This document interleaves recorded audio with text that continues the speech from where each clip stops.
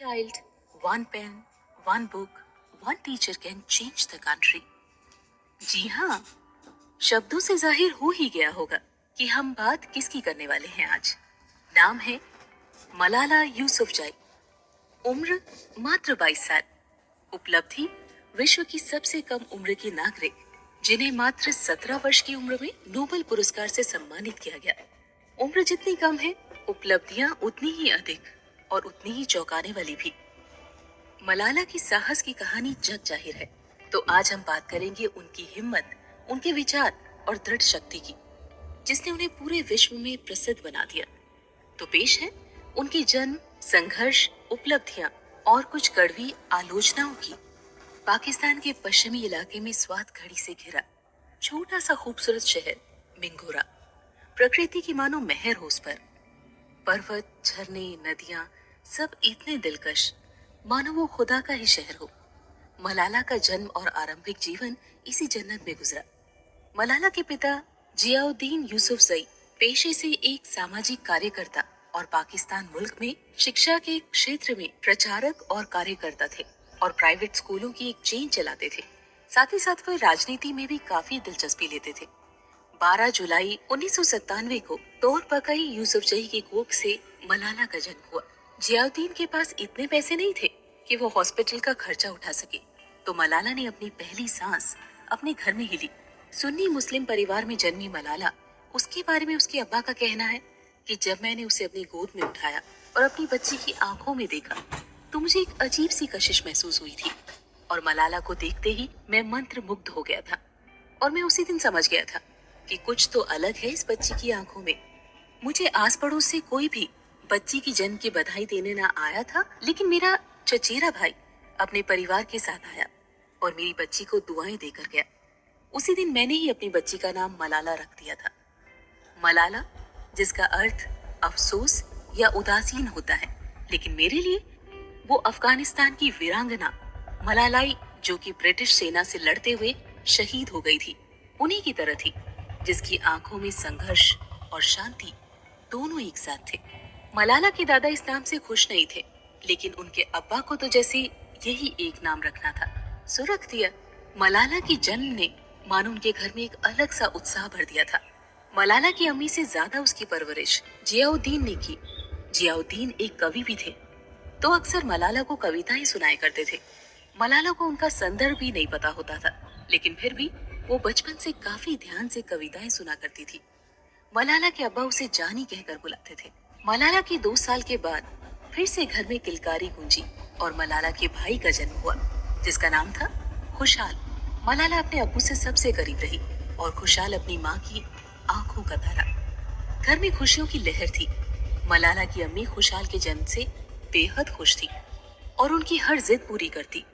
जब कभी भी खुशहाल और मलाला लड़ते थे, तो मलाला अपने अब्बा के पास भागती और खुशहाल अपनी अम्मी के पास छुप जाता। मलाला की अम्मी को सजने संवरने का काफी शौक था। वो अक्सर सुनहरी चिड़िया और रंग बिरंगे पश्मीने उड़ा करती, और वहीं मलाला उनसे बिल्कुल विपरीत। उसके रहने के तौर तरीके काफी सादगी भरे थे।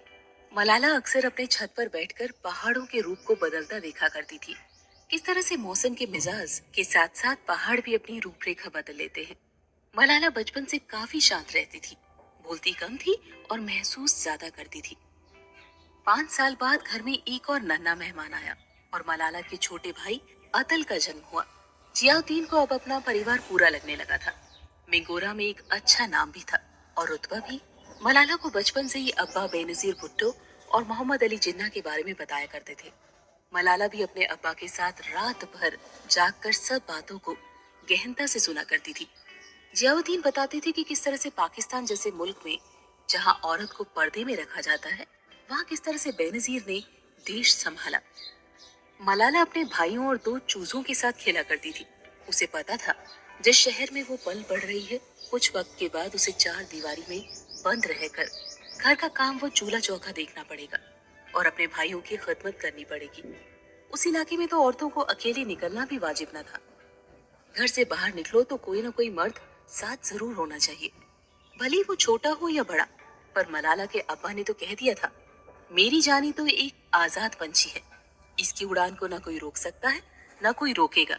ये जैसा चाहे वैसे उड़ेगी। उर्दू, पश्तो और अंग्रेजी को बड़ी सहजता के साथ बोलने वाली मलाला ने अधिकतम शिक्षा अपने अब्बा से ही ग्रहण की। मलाला बचपन से ही एक डॉक्टर बनना चाहती थी, लेकिन यूसुफजई चाहते थे कि वो राजनीति में कदम रखे और घाटी में मजलूमों की आवाज बने। जियाउद्दीन स्वयं भी एक सामाजिक प्रवक्ता थे और शिक्षा के अधिकार को लेकर काफी जागरूकता फैलाते थे। उनका लक्ष्य था कि कोई भी शिक्षा से वंचित न रहे। मलाला ने एक बार पूछा था कि अब्बा, तालीम इतनी जरूरी क्यों है? पढ़ना लिखना क्यों पड़ता है? यूसुफजई ने बड़ी सहजता से जवाब दिया, जानी, पढ़ना लिखना इसीलिए जरूरी है ताकि आप सही और गलत से रूबरू हों, आपको अपने जीवन का मकसद पता हो, कोई भी आपके साथ कुछ भी गलत ना कर सके। जीवन में रोशनी किताबों से ही आती है, इसीलिए तालीम जरूरी है। मलाला अपनी क्लास में सबसे काबिल थी और हमेशा फर्स्ट आती थी। एक बार उनकी क्लास में एक नई लड़की आई और मलाला उस साल की परीक्षाओं में फर्स्ट नहीं आ पाई। वो परिणाम देखकर हैरान थी कि मलिकाए नूर, जो कि उनकी क्लास में नई आई थी, वो कैसे फर्स्ट आ सकती है। मलाला इस रिजल्ट से खुश नहीं थी और वो बहुत रोई थी। मलाला के घर जब टीवी आया तो वो भारतीय सीरियल शाका लाका बूम बूम देखा करती थी और उसमें संजू को देखकर काफी हैरान होती थी कि कैसे वो एक पेंसिल से कभी पुलिस वाला, तो कभी साइकिल, तो कभी लाजवाब खाना बना देता था। किस तरह उसने उस पेंसिल की मदद से अपने माँ पापा को बुरे लोगों से बचाया। मलाला हर वक्त अल्लाह से दुआ करती थी जब वो सुबह उठे तो संजू की पेंसिल उसके सिरहाने मिले। मलाला जब सिर्फ 10 साल की थी तभी स्वात के ऊपरी हिस्से में तालिबान ने कदम रखा और मौलाना फजलुल्लाह, जो कि तालिबान का चीफ था, जो रेडियो के जरिए आवाम तक अपना संदेश पहुंचाता था। सबके घर में टीवी नहीं होते थे, तो हर दिन रात 8 बजे से लेकर 10 बजे तक वो सबसे रूबरू होता था और इस्लाम में क्या सही है क्या गलत, इन सब की बात करता था। मौलाना केवल 28 साल का ही था और उसका एक पैर पोलियो से ग्रस्त था। स्वयं को वो खुदा का पाक बंदा समझता था और इस्लाम का पैगाम सब तक पहुंचाता था। मेंगोरा में काफी लोग उसके हित में थे और काफी लोग उसे तानाशाह समझते थे। मलाला की अम्मी भी उन्हें पाक इस्लाम का संदेश वाहक मानने लगी थी। मौलाना हर दिन लोगों को बताता कि एक मुसलमान को नमाज कैसे पढ़नी है, शरीर का कौन सा हिस्सा पहले धोना है, अपनी सफाई कैसे रखनी है, किसी भी मुस्लिम को दाढ़ी नहीं कटवानी है, कोई भी मुस्लिम धूम्रपान व तंबाकू का सेवन नहीं कर सकता। ये सब करना इस्लाम की तौहीन समझा जाएगा और जो भी ऐसा करेगा उसे सजा भी दी जाएगी। मलाला ने मासूमियत से अपने अब्बा से पूछा कि अब्बा, ये सही कह रहा है क्या? जियाउद्दीन ने उसे समझाया, नहीं जानी, ये तो बस इस्लाम और पाक कुरान का नाम लेकर लोगों को बेवकूफ बना रहा है। तालिबान ने जिन लोगों के घर पर टीवी डीवीडी प्लेयर थे, सबको एक साथ इकट्ठा करके आग लगा दी। सब डीवीडी और कैसेट्स की दुकानों को बंद करा दिया था, क्योंकि उनके अनुसार टीवी देखना, गाने सुनना इस्लाम धर्म में सही नहीं है। यूसुफजई ने अपना टीवी अलमारी में छुपा कर रखा और काफी धीमी आवाज में देखा करते थे। मिंगोरा के लोग मौलाना के मुरीद होते जा रहे थे। मस्जिद में स्पीकर लगा दिए गए थे जिस पर सुबह शाम उसी के संदेश चलते। तालिबान स्वात के लोगों के दिल में अपनी जगह बना रहा था। भूकंप से हुई बर्बादी में सरकार ने भले ही मदद ना की हो, लेकिन तालिबान ने आवाम की पूरी मदद की थी। मौलाना वहां के लोगों के लिए रॉबिन हुड बन चुका था, लेकिन उसे तालिबान का मकसद नहीं पता था। तालिबान पहले लोगों के दिलों में जगह बनाना चाहता था और बाद में अपनी दहशत उनके जहन में भरना चाहता था। तालिबान सबके दिल में अपनी जगह बना चुका था, खासतौर पर स्वात की औरतों के मन में। काफी औरतों ने उससे प्रभावित होकर उसे अपनी जीवन की जमा पूंजी, यहाँ तक कि कुछ ने अपने बेटों को भी तालिबान के नाम कर दिया था, ये सोचकर ही अल्लाह उनसे खुश होगा, उन्हें जन्नत नसीब होगी। जियाउद्दीन को हवा का ये प्रवाह रास नहीं आ रहा था। उसके लिए चिंताजनक था कि किस तरह से लोग गुमराह होते जा रहे हैं और तालिबान को ये खुदा समझने लगे हैं। तालिबान ने स्वात में अपने लिए एक बिल्डिंग की नींव रखी। लोग उसकी पूरी सहायता कर रहे थे। लोगों को नहीं पता था कि वे आतंक की इमारत बना रहे हैं। स्वात में जितने भी गांव थे, सब एक एक दिन आकर बिल्डिंग के निर्माण में हाथ बटाते। जियाउद्दीन की चिंता उस दिन और बढ़ गई जब उनके स्कूल के उर्दू के अध्यापक ने कहा कि अब वो लड़कियों को नहीं पढ़ा सकते, क्योंकि मौलाना को लड़कियों को पढ़ाना गवारा नहीं है। वो दिन आ ही गया जिससे जियाउद्दीन डरते थे और मौलाना ने रेडियो पर फरमान सुना दिया था कि कोई भी लड़की स्कूल नहीं जाएगी, वरना अंजाम बुरा होगा। काफी लड़कियों ने इस खौफ से स्कूल छोड़ दिया था और मौलाना ने रेडियो पर सबका नाम लेकर तारीफ बख्शी और कहा कि जिन बच्चियों ने मेरे कहने पर स्कूल छोड़ दिया है, अल्लाह की रहमत से अब उन्हें जन्नत नसीब होगी। मलाला को तो कुछ समझ ही नहीं आ रहा था कि ये सब हो क्या रहा है। उसने अब्बा से पूछा, ये सब क्यों हो रहा है? तो उन्होंने कहा, तालिबान कलम की ताकत से डरता है। एक कलम इंकलाब ला सकती है और तालिबान उसी इंकलाब से डरता है। हर दिन के साथ तालिबान एक नया फरमान निकाल देता था। लड़कियों का स्कूल जाना और महिलाओं का बाजार जाना बंद। मर्द जात ही घर से बाहर जाए और अपना काम करके घर लौटे। महिलाओं का काम बस चूल्हा चौका करना है। जब फजलुल्लाह ने अपनी पैठ स्वात में पुख्ता कर दी और तालिबान की कचहरी लगानी शुरू कर दी जहां लोगों की समस्याओं के समाधान किए जाते थे, लोगों ने कोर्ट जाना बंद कर दिया। उन्हें लगा इंसाफ का घर यही है, क्योंकि यहाँ उन्हें पेशी लगानी पड़ती थी और फैसले एक ही पेशी में हो जाते थे। लोग अब अंधे हो चुके थे। उन्हें फजलुल्लाह ही अल्लाह लगता था। तालिबान ने अब अपना खूनी खेल शुरू कर दिया था और इसी पंचायत में गुनाहगारों को सजा देनी शुरू कर दी थी। सरेआम लोगों को बर्बरता से मारा जा रहा था। कानून सरकार उनके लिए मजाक बन गया था। कई पुलिस वालों को मरवा दिया गया था और फजलुल्लाह ने पुलिस स्टेशन पर अपना तालिबानी परचम फहरा दिया था और स्वात में कोई कुछ न कर पाया था, न सरकार न कानून। साल 2007 में पाकिस्तानी सेना को तैनात किया गया था तालिबान से लड़ने के लिए, लेकिन घाटी में शांति न लौट पाई। कई दिन कर्फ्यू में गुजर जाते। इसी बीच पाकिस्तान की पूर्व प्रधानमंत्री बेनजीर भुट्टो को भी मार दिया गया था। सब समझ चुके थे कि देश में जब बेनजीर जैसी शख्सियत सुरक्षित नहीं तो हम बंदे तो कैसे ही महफूज होंगे। स्वात के कुछ लोगों ने जिम्मा उठाया फजलुल्लाह के विरोध में बोलने का और जियाउद्दीन को भी इसके लिए चुना गया, क्योंकि जिया सच बोलने में कतराते नहीं थे और उर्दू, अंग्रेजी और पश्तो तीनों जबानों में बोला करते थे।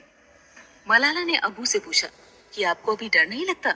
तो अब्बा ने कहा, नहीं जानी, बस ये रात थोड़ी डरावनी है और सुबह होगी और ये डर फिर से चला जाएगा और नया हौसला आएगा। मलाला भी अपने अब्बा के साथ जाने लगी और भाषण देने लगी। मलाला और उसके अब्बा ने चैनल को इंटरव्यू देने शुरू किए, जिनमें वो तालिबान का विरोध करते नजर आए। स्वात में लगभग सभी प्रेस वाले तालिबान के दबाव में थे और ना चाहकर भी तालिबान को मसीहा दिखाया जाता था। मुस्लिम खान, जो कि तालिबान का प्रवक्ता था, उसे स्कूल दादा कहा जाता था, जो लगभग हर स्कूल, हर कॉलेज को तहस नहस कर रहा था। उसे इज्जत से नवाजा जाता था। बीबीसी और अन्य अमेरिकन चैनल को एक छोटी स्कूल जाने वाली बच्ची चाहिए थी जो आप बीती बता सके, लेकिन स्वात में किसी बच्ची ने हिम्मत नहीं की। जिसने की, उसके माता पिता ने उन्हें रोक लिया, लेकिन मलाला ही थी जो ये कर सकती थी। जियाउद्दीन ने उसे हमेशा से सच बोलना सिखाया था और शांति से सच के हक में लड़ना भी। मलाला ने बीबीसी को इंटरव्यू दिया और काफी बेबाकी से तालिबान को सवालों के कटघरे में खड़ा कर दिया, बिना कोई परिणाम सोचे। उसका एक सवाल जो पूरी तरह से जायज था कि तालिबान मेरी शिक्षा के अधिकार को कैसे छीन सकता है। पाक कुरान में एक बात कही गई है कि असत्य की उम्र काफी कम होती है और सत्य तमाम उम्र तक रहता है। अब वक्त आ गया है कि असत्य को जाना होगा और सत्य को प्रबल होना होगा। अगर एक फजलुल्लाह सब कुछ खत्म कर सकता है, तो क्या एक लड़की सब कुछ बदल नहीं सकती? बर्बादी का सिलसिला अभी भी चल रहा था, लेकिन अब्बा और मुझे यकीन था कि बदलेगा। ये वक्त जरूर बदलेगा और अमन फिर से घाटी में लौटेगा। 2008 के अंत तक 400 स्कूलों की इमारतें ध्वस्त कर दी गई थी। सरकार बदल गई, लेकिन स्वात में हो रहे विध्वंस की तरफ किसी का ध्यान न गया। हमारे कुछ रिश्तेदार हमारे घर पर रहने आ गए, क्योंकि हमारा इलाका अभी भी सुरक्षित था। घर एक सराय जैसा हो गया था। घर में मेहमानों की भीड़ लगी रहती और मलाला घंटों तक बाथरूम में खुद को आईने में निहारते हुए बाल संवारती रहती और बाहर से अम्मी आवाज देती, पीछो, बाहर निकलो, सब इंतजार कर रहे हैं। ऐसा अक्सर होता था। वक्त और बुरा होता जा रहा था। रमजान का महीना आया। पूरे दिन हम लोगों को न तो कुछ खाना होता था और न ही कुछ पीना होता था। बिजली घर जला दिए गए, गैस स्टेशन भी ब्लास्ट कर दिए गए। न बिजली न गैस। मलाला की अम्मी चूल्हे पर खाना बनाती और कोई चारा ही नहीं था। पानी प्रदूषित होने लगा था, जिसकी वजह से हॉस्पिटल्स में मरीज बढ़ गए थे और डॉक्टर्स को तंबू लगाकर मरीजों का इलाज करना पड़ा था। जियाउद्दीन ने बड़ी मुश्किल से एक जनरेटर का प्रबंध किया, जिसे स्कूल में लगाया गया और एक बोरवेल पानी के लिए खुदवाया गया, ताकि लोगों को पीने के लिए साफ पानी मिल सके। किसी ने उन्हें टोक दिया था कि रमजान के समय में पानी बांट रहे हो, तालिबान तुम्हें मार देगा और इन सबको भी। जियाउद्दीन ने कहा, या तो प्यास से मारे जाएंगे या फिर ब्लास्ट से। जो मेरे मन में है वो तो मैं कर लूं, ताकि तालिबान के बस में जो होगा वो तालिबान करेगा। साल 2008 के अंत में फजलुल्लाह के डिप्टी कमांडर शाह ने इस दौरान आदेश दिया कि 15 जनवरी से कोई भी लड़की स्कूल नहीं जाएगी। मलाला को इस बात पर यकीन नहीं हुआ और खुद को तसल्ली देने के लिए उसने अपनी दोस्तों से कहा कि ऐसा कुछ नहीं होगा, ये तालिबानी बस हमें डरा रहे हैं। मलाला की दोस्त ने कहा, जिस तरह से तालिबान ने हजारों स्कूल तबाह कर दिए हैं ना, वो मजाक क्यों करेंगे। काफी लड़कियों ने स्कूल न जाने का फैसला किया। जियाउद्दीन ने कह दिया था कि मेरे स्कूल में पढ़ाई जारी रहेगी, भले ही एक बच्चा पढ़ने के लिए आए या फिर 10। मलाला खुशकिस्मत थी कि उसके परिवार ने उसे स्कूल छोड़ने को नहीं कहा। अम्मी अब्बा सब जानते थे कि पढ़ाई केवल टाइम पास नहीं है, मलाला का भविष्य है जो मलाला को खुद ही लिखना है। तालिबान का कहर दिन ब दिन बढ़ता जा रहा था। लाशों को चौराहे पे टांगा जाता था। कत्ले आम की वजह भी बेबुनियाद होती जाती थी। स्वाद जो अपनी खूबसूरती के लिए जाना जाता था, अब वहाँ पे बर्बरता फैलाई जा रही थी और बदले में जवाब देने वाला कोई नहीं था। हर सुबह कोई न कोई लाश चौराहे पर लटका दी जाती थी। मलाला ने एक इंटरव्यू में कहा था, मुझे समझ नहीं आता कि तालिबान चाहता क्या है। हमारे इस्लाम धर्म को एक गाली बनाकर रख दिया है। अगर तुम वाकई में चाहते हो कि सब मुस्लिम धर्म को अपनाएं, तो सबसे पहले खुद एक सच्चे मुसलमान बनो। पूरा इलाका खौफ में था। वो लोग भी जिन्होंने तालिबान को अल्लाह का वाहक समझा था और अपने गहने, अपना धन तालिबान को हंसते हंसते दे दिया था। जियाउद्दीन की बेबाकी की वजह से उन्हें भी अब धमकी मिल चुकी थी, लेकिन उन्होंने ये बात घर में न बताई। पड़ोस की किसी औरत ने तौर को बताया कि मलाला के अब्बा का नाम भी मौलाना ने रेडियो पर लिया है। अम्मी और मलाला अब काफी डरने लगे थे। जब तक जियाउद्दीन नहीं आते थे, हम लोग सोते नहीं थे। तौर चाकू रखकर सोती थी अपने सिरहाने, ताकि कुछ भी बुरा हो तो वो अब्बा को बचा सके। जियाउद्दीन के पास एक दिन उसके दोस्त अब्दुल हाई ककर का फोन आया, जो कि बीबीसी रेडियो पेशावर में काम करते थे। उन्हें कोई स्कूल टीचर या स्कूल पढ़ती एक बच्ची की जरूरत थी, जो तालिबान के खौफ में पड़ रहे जीवन और पढ़ाई को लेकर किए गए संघर्ष लिख सके। जब मौलाना ने सोचा तो उसने झट से कहा कि अब्बा, मुझे ये डायरी लिखनी है।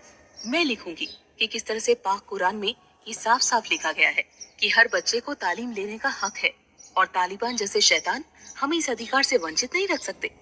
मलाला ने कभी भी डायरी नहीं लिखी थी, तो अब्दुल उन्हें रोज फोन करते और समझाते कि उन्हें किस तरह से लिखनी है। अब्दुल मलाला से रोजमर्रा होने वाले वाकयों और मलाला के सपनों और संघर्षों के बारे में बात किया करते थे। मलाला के अनुभवों को उन्होंने एक डायरी का रूप दिया और उसे गुल मकई का नाम दिया, जो कि जनवरी में 2009 में बीबीसी की उर्दू वेबसाइट पर प्रकाशित हुई। गुल मकई काफी सफल हुई और मलाला के शब्द काफी लोगों तक पहुंचे। मलाला ने कुरान की कुछ आयतों का भी जिक्र किया था, जो सिर्फ इंसानियत सिखाते हैं। मलाला की इस डायरी को सबने खूब सराहा, पर किसी को भी पता न था कि मलाला ने ये डायरी लिखी है क्योंकि बीबीसी ने मलाला की सुरक्षा को सोचकर उसका नाम छुपाए रखा था। कुछ वक्त के बाद उसकी डायरी को रेकेट भी किया गया। मलाला को खुद भी इन बातों को सुनकर यकीन नहीं हो रहा था कि बंदूकों, हथियारों से ज्यादा ताकत शब्दों और कलम में है। साल 2009 में पाकिस्तानी सेना ने करीब 3 महीनों की मशक्कत के बाद तालिबान को स्वात और पाकिस्तान से बाहर कर दिया। पाकिस्तान के प्रधानमंत्री ने एक आधिकारिक घोषणा से सबको बताया कि अब सब लोग स्वात वापस जा सकते हैं। जियाउद्दीन और उसका परिवार जुलाई में वापस अपनी घाटी में लौटा। सब तहस नहस हो चुका था, लेकिन वो लोग खुश थे कि अब सब लोग सही से रहेंगे, सब सही हो जाएगा और तालिबान का खौफ उन्हें नहीं सताएगा। सब कुछ घाटी में पहले जैसा हो गया। मलाला और बाकी बच्चे बेखौफ स्कूल जाने लगे। अक्सर मलाला अभी भी डर जाती थी और हर रात वो चौकन्नी होकर सोती थी और रात में अल्लाह ताला से दुआ किया करती थी कि सब कुछ सलामत रहे। 9 अक्टूबर 2012 का दिन मलाला का एग्जाम था। एक दिन पहले वो रात भर जागकर पढ़ती रही। उसे नहीं पता था कि अगला दिन उसके लिए कैसा होगा। उसे हर रात डर भी लगता था कहीं कोई अनहोनी ना हो जाए, और वो ये भी सोचती थी कि अगर तालिबान ने उसे मारना ही होता तो 2009 में ही मार चुका होता। दुआ करके वो सो गई और हर रोज की तरह स्कूल गई। अपना एग्जाम देकर वापस आ रही थी तो उसकी दोस्त मोबिना के साथ बस में बैठी थी। अचानक से बस रुकती है। 2 लोग जो नकाब में थे बस में घुसते हैं और पूछते हैं, तुम में से मलाला कौन है? और सब लड़कियां मलाला की तरफ देखती है और उस शख्स ने मलाला पर गोली चला दी, जो कि उसके माथे पर बाईं ओर लगी और वो अपनी दोस्त मोबिना की गोद में गिर गई। ड्राइवर ने बस को तुरंत हॉस्पिटल की तरफ भगाया और मलाला के अब्बा को फोन मिलाया, जो कि किसी प्रेस कॉन्फ्रेंस को संबोधित कर रहे थे। उन्हें जैसे ही पता चला वो भागकर हॉस्पिटल पहुंचे और मलाला को देखकर जोर जोर से रोने लगे और उसके माथे को चूमने लगे। मलाला, मेरी बच्ची, तुम्हें कुछ नहीं होगा, आंखें खोलो, मैं कुछ नहीं होने दूंगा अपनी बच्ची को। मलाला को तुरंत पेशावर के हॉस्पिटल में भेजने के लिए हेलीपैड भेजा गया।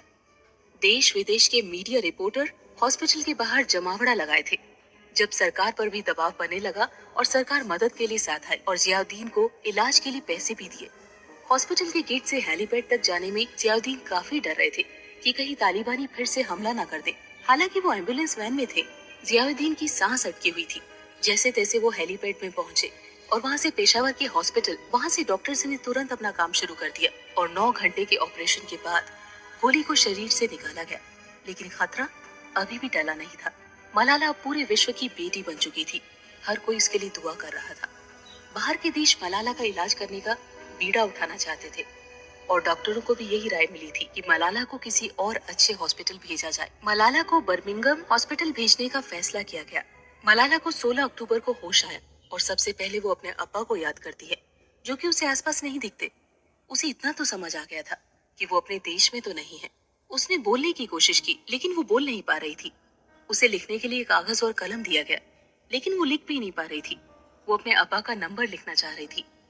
डॉक्टर जावीद, जो कि उसके साथ ही पेशावर से आए थे, उसे अल्फाबेट बोर्ड से समझाते हैं कि वो बर्मिंघम में है, जो कि इंग्लैंड में है। मलाला को याद नहीं था कि उसके साथ क्या हुआ है और कोई उसे बता भी नहीं रहा था।